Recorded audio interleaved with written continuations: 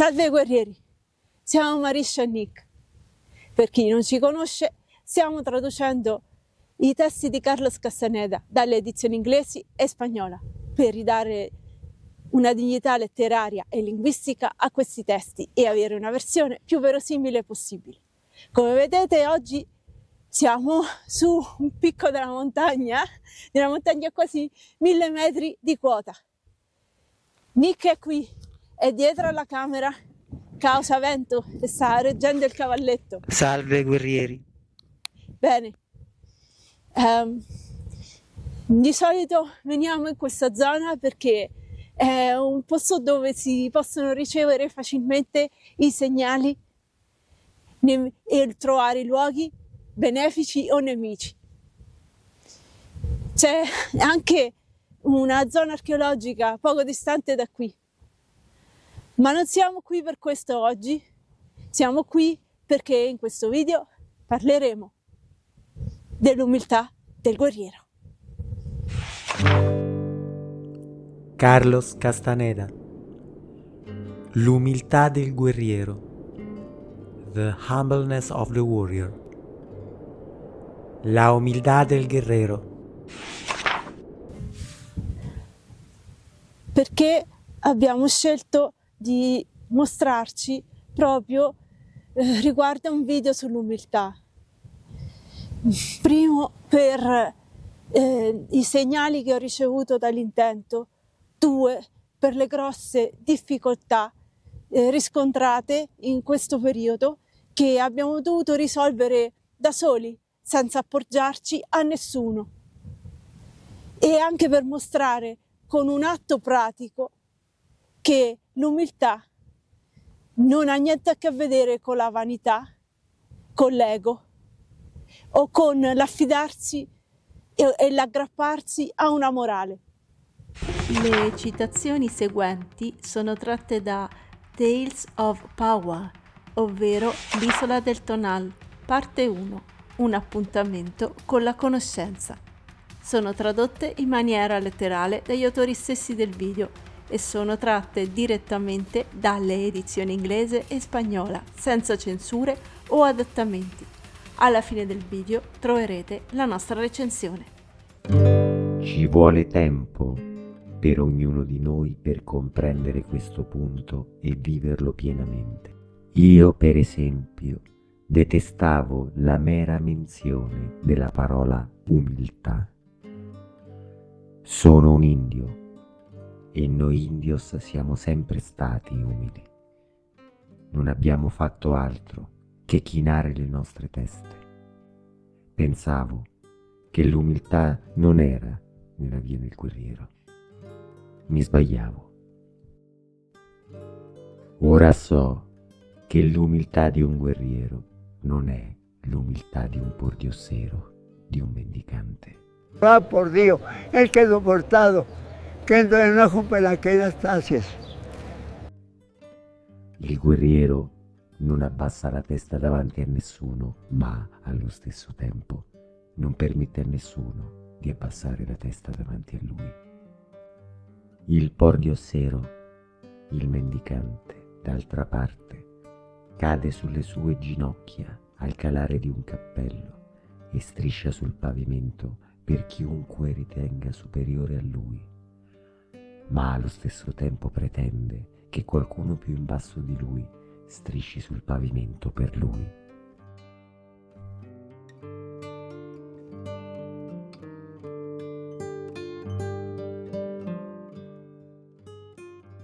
La fiducia in sé di un guerriero non è la fiducia in sé dell'uomo comune. L'uomo comune cerca la certezza negli occhi di chi lo guarda e chiama quella fiducia in sé. Il guerriero cerca l'impeccabilità nei propri occhi e chiama quella umiltà. L'uomo comune è agganciato ai suoi simili, mentre il guerriero è legato solo a se stesso. Tu stai cercando l'impossibile, cerchi la fiducia dell'uomo comune, mentre dovresti cercare l'umiltà del guerriero. La differenza tra le due è straordinaria. La fiducia in sé significa sapere qualcosa con certezza. L'umiltà significa essere impeccabili nelle proprie azioni e nei propri sentimenti. Di nuovo, salve guerrieri! Il concetto di umiltà del guerriero, come lo ha inteso Don Juan, è largamente male interpretato. Per comprenderlo nella maniera corretta, una delle chiavi di lettura sta nell'etimologia di Pordiosero. Con i termini menticante in italiano e in inglese beggar si va a perdere una sfumatura importantissima. Infatti, il pordiosero, in lingua latinos o in spagnolo, è colui che invoca continuamente por Dios, per Dio, più il suffisso ero. Il suffisso ero indica una persona strettamente legata ad un'abitudine o a un mestiere. Va por Dios, él quedó portado, que entonces no cumple la que está haciendo. In questo caso, il mendicante in questione va inquadrato nell'epoca storica in cui questi testi sono stati scritti, in Messico tra gli anni 60 e 70. Era usuale incontrare per le strade o di fronte agli edifici religiosi individui che ripetevano continuamente queste parole, e questo suono petulante era familiare per Don Juan. Per una persona di oggi, che superficialmente legge queste righe, la figura di questo individuo che chiede continuamente aiuto ad altri in nome di un'entità superiore passa quasi in secondo piano, invece è il personaggio centrale. Don Juan mostra subito a Carlos che l'umiltà del guerriero non è quella del mendicante che supplica qualcuno all'esterno di sé che ritiene più alto in grado, inginocchiandosi e strisciando per terra, per poi pretendere in maniera quasi superba che un altro ritenuto inferiore da lui, di conseguenza come fosse quasi una regola naturale, si prostri in sua presenza. Qui abbiamo fatto un esempio nell'illustrazione, immaginando un'altra donna mendicante che si inchina. Una piccola nota. Ricordatevi sempre di inquadrare i libri di Castaneda nell'epoca in cui sono stati scritti. Noi stiamo cercando di ricostruire le etimologie non per mostrare quanto siamo colti, ma perché è funzionale per la piena comprensione dell'argomento. Per esempio, moltissimi non hanno capito perché abbiamo collegato il punto d'encaje, cioè il punto di unione, con un termine tecnico della tessitura. Chiaramente perché per Don Juan e i suoi contemporanei era cosa di tutti i giorni avere a che fare in un ambiente per lo più rurale con i lavori a maglia, il ricamo e la tessitura in generale. Per un veggente di allora, che aveva osservato le fibre convergere tutte in un punto sul corpo luminoso dell'uomo dietro alla schiena, pensate a dei fili che vengono intrecciati insieme, fu spontaneo chiamarlo il punto d'encaje. Ma torniamo all'argomento di questo video. Allora, se l'umiltà per il guerriero non è quella del pordiosero, cos'è? State attenti qui, non vi perdete nel solito Tizio è umile, o come insulto preferito da molti, Caio non è umile. Non pensate a valutare un altro adesso, sforzatevi di capire per voi stessi cosa vuol dire essere umile e fermatevi lì. Non andate oltre subito a confrontare e a guardarvi intorno. Il guerriero è umile, ci dice emblematicamente Don Juan, quando non abbassa la testa davanti a nessuno, ma allo stesso tempo non permette a nessuno di abbassare la testa davanti a lui. Ed eccoci arrivati a un elemento fondamentale: il guerriero non abbassa mai la testa. E molti diranno: e allora se non abbassa la testa non è umile? Ma no, è che purtroppo è stato diffuso un concetto di umiltà del guerriero distorto, quasi religioso, medievale, basato sul senso di colpa. Perché il guerriero del lignaggio di Don Juan non abbassa la testa e non pretende che un altro lo faccia di fronte a lui? Il perché sta nel passo successivo, perché il guerriero non è come l'uomo comune, non è agganciato, da notare l'inglese hooked, con i suoi simili. Il guerriero è legato solo a se stesso. Di conseguenza il guerriero trae la fiducia in se stesso non dall'altrui giudizio e rende conto solo a se stesso.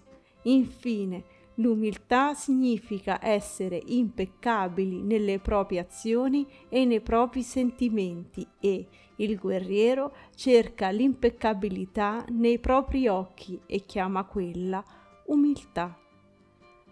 Ricordo che lo scopo del guerriero è accumulare energia e non disperderla. Il vero significato di impeccabilità, infatti, è legato a compiere azioni meticolose il cui scopo è non disperdere e anzi accumulare la maggior quantità di energia possibile.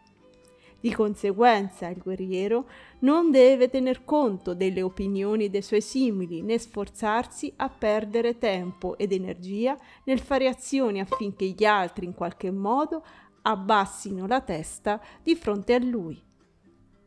Ora un'altra precisazione linguistica.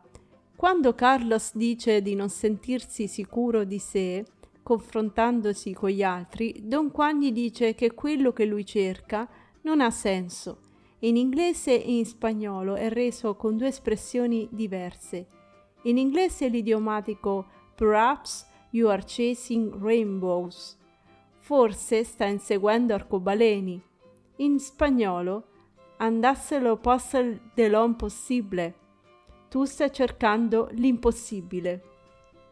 Adesso, dopo questa faticosa spiegazione, che avrei voluto farvi sulla montagna, ma la situazione meteorologica non ha permesso, secondo voi avrà senso ancora dire a un altro non sei umile perché non corrisponde alle vostre aspettative, perché non abbassa la testa di fronte a voi? Vi rendete conto che nel contesto del nagualismo o sciamanesimo tolteco o del lignaggio di Don Juan, in quel momento state dicendo a un altro che non ha accumulato abbastanza energia? Siete così sicuri di essere capaci di saper vedere di quanta energia realmente disponga un altro? Se dissipa la propria energia con azioni inutili, ma siete così convinti che fare un'azione simile sia funzionale alla vostra di umiltà? O state cercando semplicemente di instillare vergogna e senso di colpa nei confronti di un altro? In quest'ultimo caso ricordo che nell'arte di sognare Don Juan bolla come erroneo l'atteggiamento del covert egomaniac, in italiano tradotto con criptoegomaniaco. La traduzione, come al solito, fa perdere una sfumatura importante. Infatti covert, cioè nascosto, è un termine clinico tecnico usato spesso nella psicologia moderna. È una delle caratteristiche tipiche di questa patologia è proprio quella di voler tentare di dominare un altro instillando colpa e vergogna. Al contrario, lo scopo sarebbe quello di liberare l'energia che è tutta sull'ego e direzionarla altrove. Anche qui è qualcosa di puramente tecnico, dico sempre in questi casi, altrimenti le persone incominciano a uscire fuori di testa, vedendo l'ego ovunque come dei veri e propri pazzi furiosi e incominciano ad accusarsi gli uni con gli altri istericamente. Si finisce con il sostituirlo con il vecchio senso di colpa religioso e non se ne esce più fuori. Lo abbiamo già visto molte volte ormai. Spero che finalmente si sia riusciti a chiarire il concetto di umiltà del guerriero. Se avete domande, scrivetele nei commenti. Non torneremo più sull'argomento dell'umiltà del guerriero perché ci sono una miriade di altre tematiche importantissime da approfondire e di cui molte semisconosciute o volutamente interpretate erroneamente per argomentare altre discipline completamente al di fuori. Noi ci stiamo basando sui veri passi lasciati da Carlos Castaneda. Ed è davvero una perdita di tempo per noi e per voi stare sempre a spiegare le stesse cose. Ringrazio tutti, in particolare chi ci dà fiducia abbonandosi al canale. Ricordate di iscrivervi al canale per rimanere aggiornati e di attivare la campanella. Visitate il nostro blog www.naguales.eu. A presto!